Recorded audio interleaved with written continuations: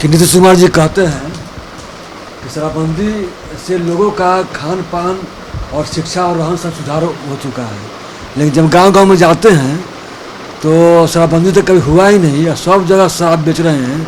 और यहाँ तक कि पब्लिक के तो बेच ही रहे हैं, साथ साथ पुलिस जो एसएचओ है वो भी बने हुए भेंडरे बने हुए हैं। इसके बारे में क्या कहना चाहिए? देखिए, तो मैं पहले से कह रहा हूँ कि अब लगभग शराबबंदी के 6 बरस बीत गए हैं और शराबबंदी जो है सिर्फ कागज़ों पर ही रह गई है। बिहार में पूरी तरह ये फेल कर गई है। हुआ ये है कि शराबबंदी के बाद पूरा एक शराब माफिया का बिहार में उदय हुआ है और आज स्थिति ऐसी है कि यदि आपके पास पैसे हैं और संपर्क है तो आप जिस ब्रांड की शराब कहिए, देशी हो विदेशी हो, जिस ब्रांड की शराब कहिए वो आपके घर पर हाजिर हो जाएगी। डोर टू डोर डिलीवरी हो रही है शराब की। ये मतलब ओपन चीज़ है।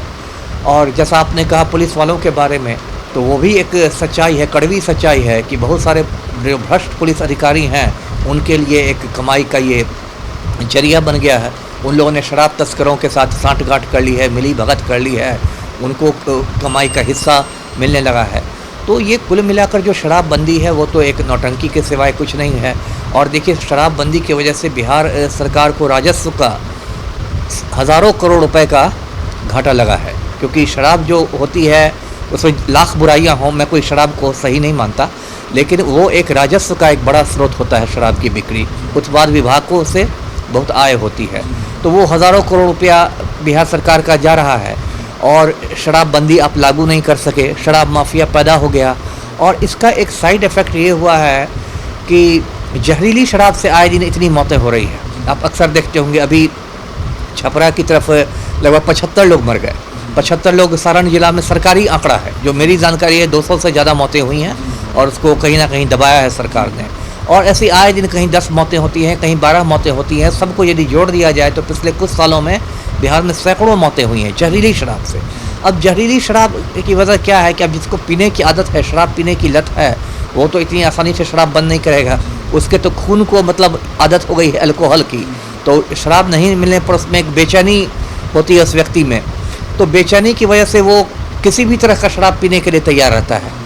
और जो देशी शराब होती है जिसकी कोई गुणवत्ता नहीं है, जिसमें कई बार मतलब वो शराब जहरीली हो जाती है, जहरीली शराब पी लेते हैं, लोगों की आँख की रोशनी ख़त्म हो रही है, लोगों की जान जा रही है। और जो हमारे मुख्यमंत्री हैं पलटू राम, वो तो अपना सुशासन का ढोल बजा रहे हैं। ऐसा लगता है कि इन्होंने बहुत समाज सुधार का काम कर दिया है, लेकिन ज़मीनी इस पर बिल्कुल फेल है।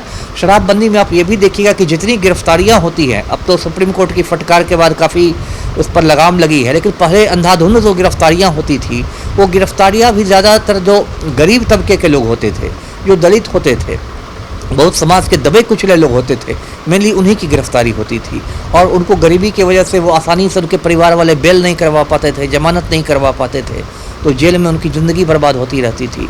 तो कुल मिला के ये जो शराबबंदी है बिहार में पूरी तरह एक ढकोसला साबित हो गया है। जी। और तारी भी जो बेचते हैं, जो गरीब लोग जो है, वो गरीब जो जाति के लोग हैं, वो तारी जो बेचते थे, तो भी कह रहे हैं कि सर हमको तो अब तो खाने के लिए भी नौबत मतलब जो है बड़ी स्थिति खराब हो गई है। अब सरकार ने तारी पर भी लगाम लगा दिए हैं। नहीं, सही बात है। देखिए, होता क्या है कि बिहार में आप जानते हैं एक पासी समुदाय है, दलितों का एक पासी समुदाय है जो चौधरी लोग होते हैं, और उनका ये परंपरागत पेशा होता है। मैं दरभंगा का रहने वाला हूँ। मैं बचपन से देखता था मोहल्ले में, मेरे घर के आसपास जो ताड़ के पेड़ थे उस पर वो लोग चढ़ते थे। मिट्टी का बर्तन लेके, जिसको लबनी कहते हैं, मिट्टी का बर्तन देके, वो बहुत कठिन काम होता है कि वो इतने बड़े ताड़ के पेड़ पर आप चढ़ जाइए कमर में रस्सा बांध के, और वो लोग फिर उस मिट्टी के बर्तन में ताड़ी उतारते थे, फिर ताड़ी खाना बेचते थे और किसी तरह उनकी दाल रोटी चलती थी। और ये उनका परंपरागत पेशा है, आज से नहीं सैकड़ों बरस से पासी समुदाय का ये पेशा है। अब अचानक यदि आप उस पर रोक लगा देते हैं और साथ ही साथ आप उनके पुनर्वास की कोई व्यवस्था नहीं करते, उनको कोई वैकल्पिक आजीविका नहीं देते हैं, तो क्या होगा?